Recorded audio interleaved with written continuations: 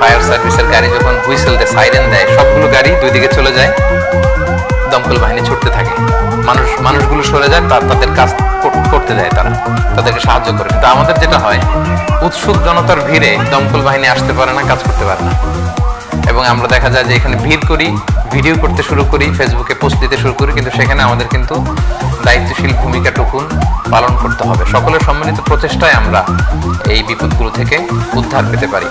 আমরা নিউজে দেখেছি যে আজকের এই দুর্ঘটনার পরে 5 সদস্য বিশিষ্ট একটা তদন্ত কমিটি করা হয়েছে।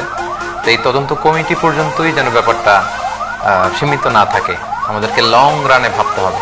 দেশের সকল দায়িত্বশীল পর্যায়ের সম্মানিত দায়িত্বশীলদেরকে আমরা এই লাইভ থেকে বিনীত অনুরোধ জানাবো, আমরা যেন দীর্ঘমেয়াদী ভাবতে শিখি।